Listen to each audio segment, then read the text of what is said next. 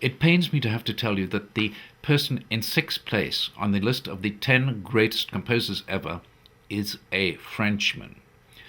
I'm not particularly fond of the French, you see, any more than the French are fond of anyone who speaks English rather than French.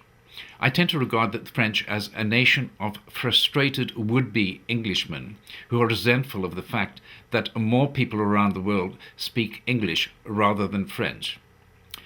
Well, what do you expect from people who eat snails, for heaven's sake? The French have never forgiven England for being English, you see. They just cannot stand the fact that they are not English themselves. Added to this, I have some reservations about their tendency to eat lots of garlic and smelly cheese and to smoke those dreadful full-strength cigarettes. But unfortunately, the fact that he is French does not allow me to ignore a man who bestrode the 19th and 20th centuries like a musical colossus, in whose shadow stood virtually every composer who came after him, including, yes, George Gershwin, who was in 8th place on the list, as well as Aaron Copland, Stravinsky, Leonard Bernstein, and many other lesser composers. Anyway, the Frenchman at number 6 on the list of the 10 greatest composers ever is Claude Debussy, or, as my wife prefers to pronounce it, Debussy. She says that is the way the French pronounce it. As if anyone cares. Quite frankly, my dear, I don't give a damn. Debussy.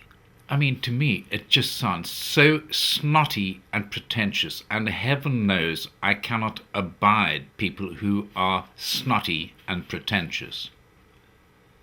Well, okay, I can be a little snotty and pretentious myself at times. Occasionally, maybe.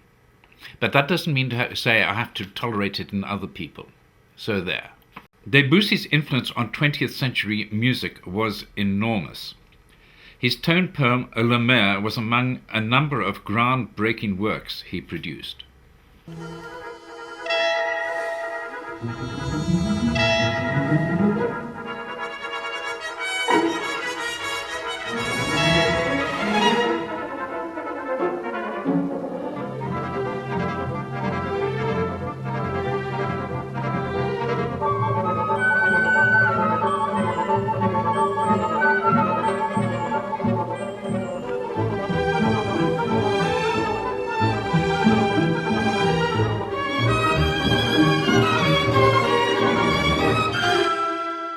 Born in 1862, he showed prodigious musical talent from a very early age and was taken up by the patroness of the Russian composer Tchaikovsky.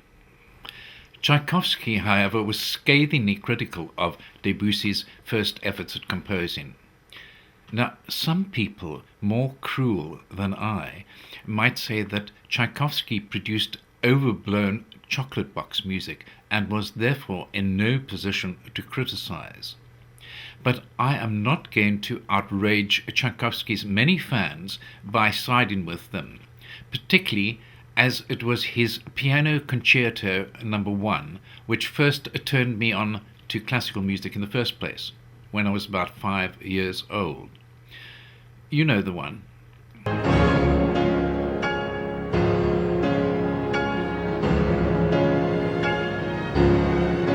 Yes, that one.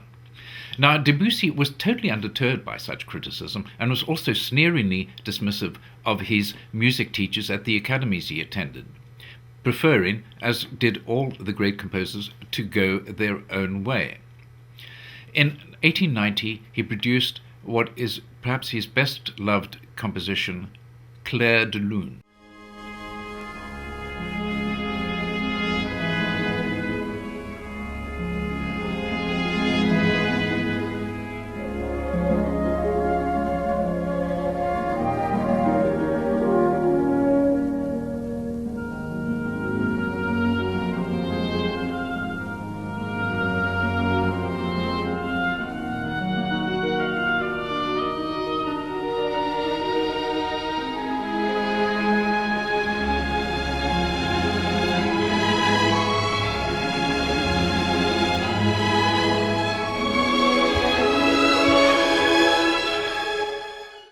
His revolutionary music for The Afternoon-of-a-Faun followed a few years later, eventually being brought to life as a ballet by the legendary Russian ballet dancer Vaslav Nijinsky. Here is another Russian ballet dancer, Rudolf Nureyev, following in Nijinsky's footsteps.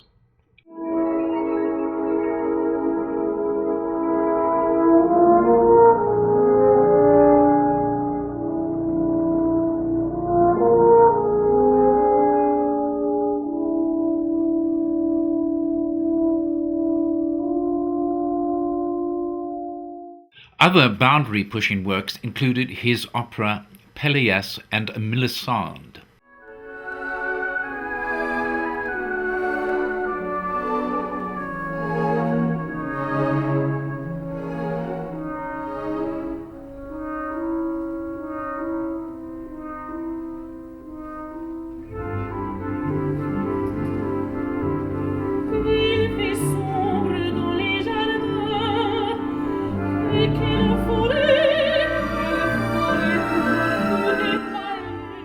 Debussy became increasingly experimental and dissonant in his middle years, but it is for his less dissonant work that he is most fondly remembered, like this piece of ragtime composed just 1 year before he died in 1918.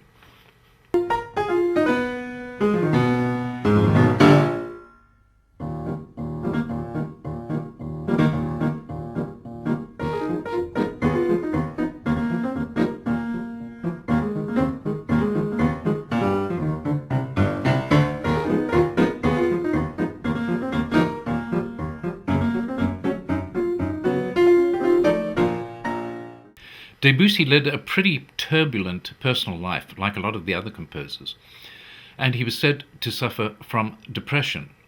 Well, you can see that he was the broody type just by looking at him, can't you? He had 2 lengthy affairs with Gabrielle Dupont and Rosalie Texier, both of whom attempted suicide after he dumped them.